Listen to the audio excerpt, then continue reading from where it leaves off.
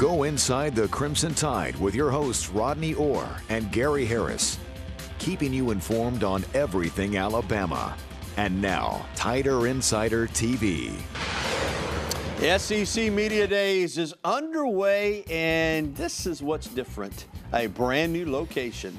The College Football Hall of Fame in Atlanta is the venue. Now, it's the first time ever that the SEC Media Days have been held outside the Birmingham area. Some of the topics dominating the headlines the first couple of days are the new coaches, 6 of them if you count Matt Luke, the status of the conference, and of course, overcoming the big dog, which isn't Mississippi State or Georgia. It's Nick Saban and Alabama, the Tide. Good evening, everybody. Welcome into Tider Insider TV, presented each and every week by Buffalo Rock. Alongside Rodney Orr from TiderInsider.com, I'm Gary Harris. And tonight, once again, we've got Pepsi Zero Sugar. Now, this is a combination you can't beat. Max Taste. That's good, but no sugar. I'm telling you, I like that combination. So pick up some Pepsi Zero Sugar or any great Pepsi product the next time you're at your local grocery or convenience store from Buffalo Rock. All right, Rodney, let's get to it. Even though the SEC Media Days moved out of Alabama, as you might already well know, Alabama is still probably one of the main topics of discussion, including Jimbo Fisher, who just flat out says, you know, if you're in the SEC, you got to deal with Nick Saban and the Tide. If you're a competitor, you want to go against the best, and you're getting the SEC and go against Nick, you're going to find out. And they're going to challenge you in every phase of your program. They're going to challenge you because they're going to have their I's dotted and T's crossed, and it's going to make us all better coaches and better people around. And it's going to be tremendously tough, that's for sure. We understand. I understand that being the head coach at LSU, you have to beat Alabama. That's the benchmark. Rodney, it really is. And I thought Jimbo Fisher's soundbite was just right on point. And I thought Ed Orgeron said the bottom line is you got to beat Alabama. And you do at some point if you're going to remain viable in this conference. But it's easier said than done. That's why Nick Saban is 43-5 since A&M and Mizzou came into the league.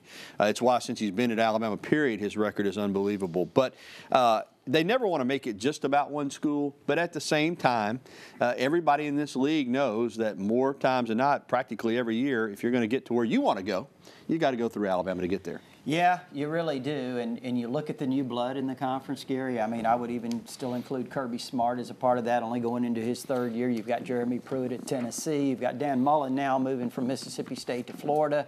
You talked about Jimbo Fisher over at Texas A&M. I mean, I really think when you look at the young coaches, the aggressive styles that they have, I mean, I'm also talking about in recruiting. Listen, I think it's only becoming more difficult for Alabama. And I think not only is what Jimbo Fisher said that Alabama challenges them, but I think this has been really good for Nick Saban. I think it's been good for Alabama because I think this new blood has kind of challenged and reinvigorated Alabama. Yeah, for Alabama, it's such a challenge because you're trying to do all the things that every other program's trying to do in terms of take it one game at a time, you know, get better as you go. But you know, you've got a target on your back, unlike any other team. You've earned that. So while you try to keep it week to week and you try to keep it even-keeled, every time you go in an SEC game, particularly on the road, I think there is a desire for Nick Saban to have his team take it up just a notch. And I think sometimes that wears on you during the course of a season. That's what's so hard, even for Alabama to go undefeated. It's just hard every week to take that type of challenge when you got a target on your back. Obviously, it's clearly more difficult to beat Alabama because, like you said, Gary, it's everybody's Super Bowl. Yeah. I mean, when you play these teams, I mean, you just can't really kind of get up every week to that level. I mean, it's really difficult to do. But these other teams can certainly do it when they play Alabama. Yeah, you expect them to be at your best, and sometimes you have to beat them when you're not at your best. All right, tomorrow, Alabama Day.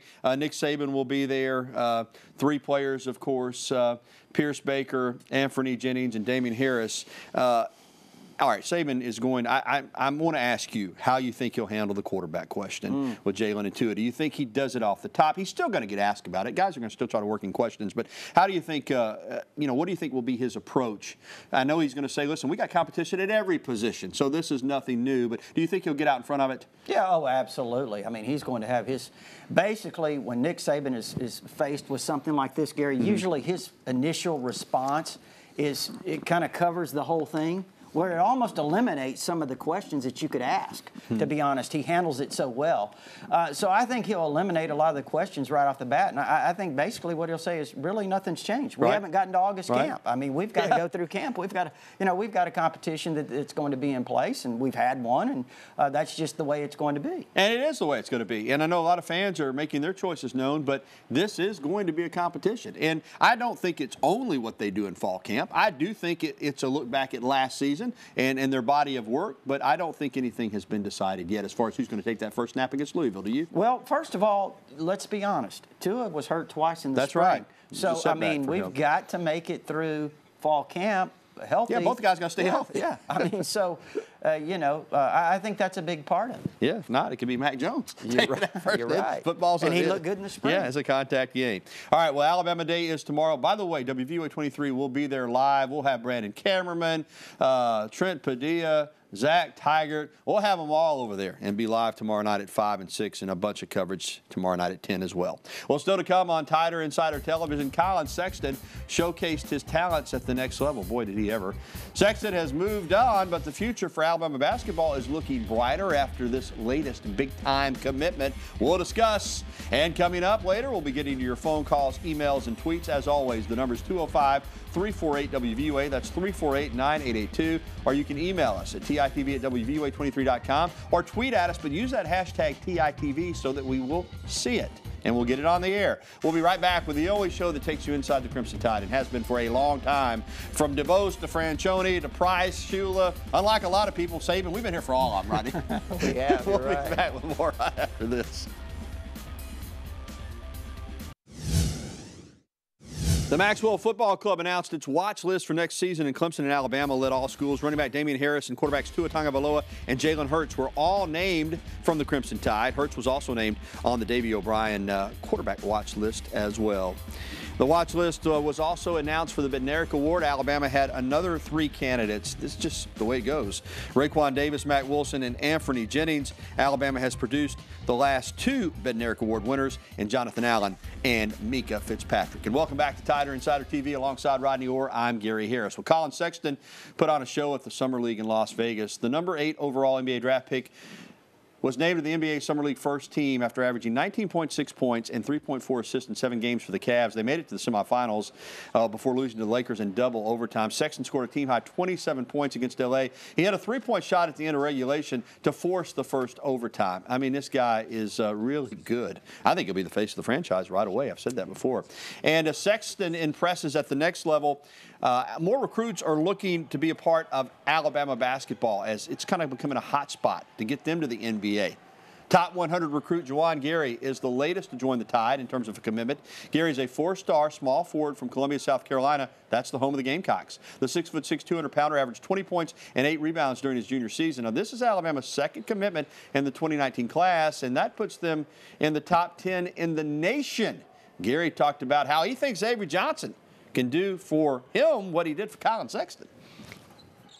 Coach Avery, he know he was talking about 16 years in the pros, NBA championship. He know what he's talking about. He know what to get to that next level. As you see Colin Sexton at that next level right now, been a one and done for Alabama. But he know what he's talking about. He know the game of basketball. Play for the Spurs. He know everything about the game. But playing for him gonna be a good fit for me. This is a big-time player, and now that NBA connection is starting to pay dividends. But even more so than that was the fact that Colin Sexton came here. He got Alabama to the NCAA tournament for the first time since 2012, won a game for the first time in longer than that, and then he went as an NBA lottery pick, and now he's showing off for the Cavs. Mm-hmm. What Juwan Gary just said, that shows you it matters. Yeah, it really does. And, I think a lot of Alabama basketball fans really, Gary, wanted to see Avery Johnson recruit like this from the start, but he had to kind of build something at Alabama. He had to gain some attention of these guys. I think obviously some of the recruiting he's done, Colin Sexton, has certainly contributed to now what we're seeing, kind of the fruit of the foundation that he's laid here. And they've got some other really top-notch players that I think they're going to get in this class, and it's going to be a really fantastic class. Let's just say this. If it turns out the way it looks like it might turn out, you're talking about another probably top 5 national class, because Gary is a top 100 recruit. He figures to make an immediate impact, and Well, without saying their names, the Yep. other guys, if they feel like they have a chance to get committed and sign in this class, will take it to almost rival the Sexton class. well, then it really starts feeding off Yeah, it itself. does. It really does. And- So it could start steamrolling. You know, and I think Coach Avery has taken a page out of the Nick Saban model and is using it. You got to coach hard. Don't get me wrong. You got to develop, but you got to have the talent to begin with if you're going to win at an elite level. You know That's what I'm right. saying, Rodney? No, absolutely. You're not going to win at an elite level unless you get some elite players. Well, coming up, the Alabama softball team signs another player, and she's pitched at the high level. She's a transfer who won her Conference Player of the Year award. How about that? And next, we'll be welcoming your phone calls, emails, and tweets. Go ahead and get through now. 205-348-9882. Line up for us. We'll also take an email if you want to send one in. Or again, if you tweet using that hashtag TITV, Brandon and Trent will get it ready and we'll get that as well. So we want to hear from you, Tider Insider Nation, next when we return right after this. Alabama softball added to its 2019 roster. A good-looking transfer pitcher from Hofstra, Sarah Cornell, announced via Twitter that she'll continue her collegiate career at Alabama. She was last season's Colonial Athletic Association Pitcher of the Year. Big pickup for the Tide. And a great opportunity for Sarah as well. Well, welcome back to TITV alongside Rodney Orr. I'm Gary Harris. They're lined up for us, Rodney. Let's start it off tonight on the hotline with our pal Sammy up in Walker County. Sammy, you got me some watermelons yet there, pal? Hey, Gary, Rodney. How y'all doing? Doing well. Glad to hear that. I just want to give a shout out and a big praise, Gary and Rodney, to Scott Cochran and that off-season weight program. They're building the championship now, and that's where it comes before the season ever starts. Hey, by the way, did you hear me? You got me any watermelons yet? I haven't got any watermelon. I got some coming. All right. But I will see you shortly. Oh, okay. Must be coming out to buddies tonight. A little bit of a clue right there. Yeah, on Scott Cochran, let me say this. When he first got here, he was young. Now, he had been tutored by Tommy Moffitt, who at LSU was the best in the business, and Saban tried to get him first. And when he first got here, the antics threw me off a little bit. I had never seen a strength coach running up and down the sideline and jumping up and down and screaming and holding stuff over his head. Just wasn't used to that. But what he's done, he has transformed the strength coach position now, and the strength coach staff, the size of the staff, his relationship with the players is unlike anything I've ever seen from a strength coach, and now everybody's trying to get that. He has a lot of input in the offseason with these players, and I think he is, to some degree, with all that coaching staff, he might be Nick Saban's right-hand man. Well, I think as far as strength coaches go, he's kind of a legend in his own right. You know, already. He's still everybody young. wants to talk about Scott Cochran. He's still young. All right, good call, Sammy. Let's go to Moundville and talk with Dale. Dale, welcome into the program. Hey, fellas, how you doing? Hey, doing well, Dale. Good to be an Alabama fan right now. Yes, you can it feel is. Football in the air, SEC media days and everything. I'd like to comment on the middle linebacker position. In my opinion, if Ben Davis don't break into the rotation now with this opportunity, with Van Darius Cowan's situation, no, I don't think he ever will. And I know we just recruited Jalen Moody as a Mike linebacker. I think that's the only one that I've seen. But my feelings is I seen the Cameron Latou kid from Utah, and I just wondered what y'all thoughts of him. He looks like an attacking linebacker. It looks like he really has a nose for the ball. Yeah, Dale, let's get to it. I'll let Rodney pick up. Moody's going to have a chance to play. The other kid I thought maybe was more of an outside linebacker, but they are looking. They need help at inside linebacker. Any chance he could slide over there and play? I guess he could. I think he's probably listed as a jack linebacker right now. One of the outside backer spots. Cameron Latou out of Utah. So we'll see what happens. I do think, Gary, and again I don't know this, but I do think there was a chance that you probably would have seen a guy like Christian Miller maybe. Mm-hmm. He's a guy that's obviously been around for 5 years, could have been repped inside some, wouldn't hurt him, because of his experience already outside. So we'll see if he gets some August reps inside or not. And nobody's perfect. Alabama had a chance to take Monty Rice out of James Clemens High School, North Alabama, wanted to come here. there was a little bit of a back and forth between the coaches. They went with Vandarius Cowan. That didn't work out. Now Rice is going to be a star at Georgia. So nobody is perfect. They could use Monty Rice right now, that's for sure. Well, still to come, our Bama Bingo trivia question of the day and more your phone calls, emails, and tweets. In fact, Bruce, we'll get to you when we come back. But phone lines are open at 205-348-9882. So now's an opportunity for you to call in and get through. We'll hear from more of Tider Insider Nation when we return right here on Tider Insider TV. It's time for our Green Track Bama Bingo Trivia Question of the Week. Boy, people are having fun with this. You got to go to Facebook. We'll tell you how in just a moment. But here's the question. It's a good one. Who holds the Alabama record for field goals made in a career? Now, this is a career, not a season, not a percentage, just simply how many field goals were made in a career. The choices are, and these are all good kickers, A, Philip Doyle, B, Michael Proctor, C, Lee Tiffin, and D, Adam Griffith. No, I understand Van Tiffin's not on there, so that tells you he is not the guy. Didn't want to put both Tiffins on the list, but there are 4 really good choices. You can answer the question on WVUA 23's Facebook page for a chance to win a Green Track Bama Bingo free play power pack. Get to our Facebook page and get that answer in. All right, Rodney, let's head back to the phone lines, and Bruce has been patiently waiting here in Tuscaloosa. Welcome in, Bruce. Bruce. Philip Doyle, I'm going to go with. Hey, Bruce, you're on, buddy. It don't say. It said who had the most. All right. Bruce, you there with us this time? Now you got to turn that television down, buddy, so you can hear us. He's listening, but he's got us up, and he's the delay's throwing him off. So let's go to Reg and Hoover. Can we do that, Trent? And if Bruce is still there, maybe y'all can get him on the line and get him straightened out. You want to try to go to Reg and Hoover? Yes, hello. Reg, you with us? Yes, do you hear me? Yeah, we got you. Go ahead, Reg. Okay, yeah, I'd like to ask Rodney and you if you could give us some kind of rundown about how many we can usually expect to stay with their commitments on these early commitments like we're getting now.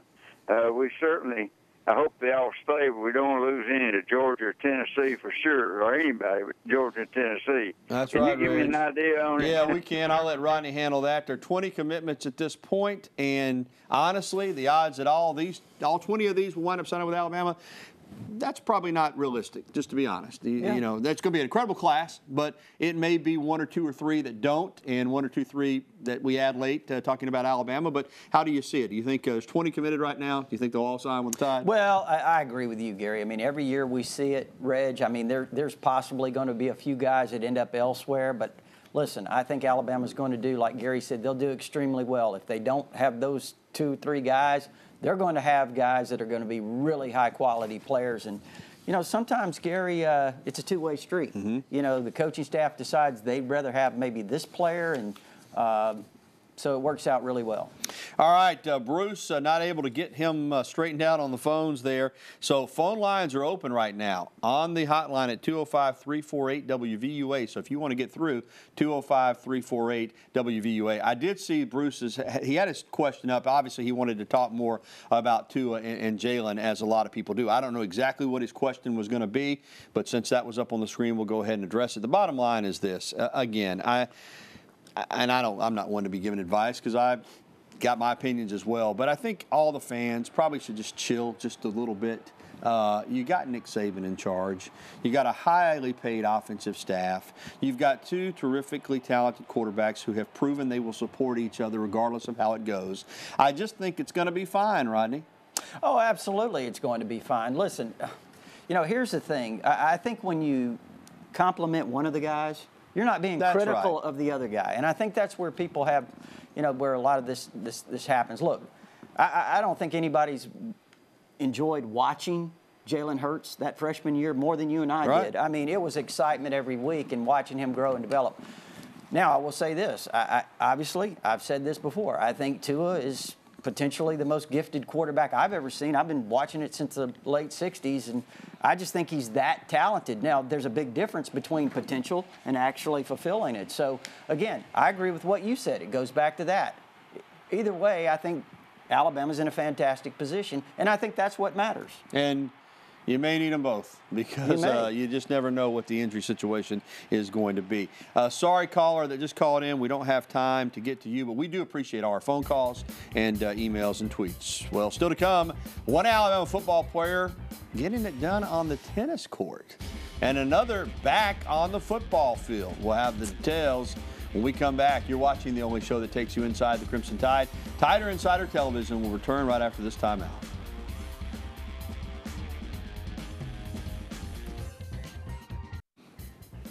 Former Bama tight end Brad Smelly, always the competitor. And over the weekend, he and his partner Tyler Luker won a doubles tennis tournament at the Pritchett Moore Men's City Invitational, 2.5 division. Smelly, two-time national champion under Nick Saban and spent 5 seasons in the NFL. And another former Bama star is Wayne Davis. And Davis held his annual youth football camp at Gordo High School this past weekend.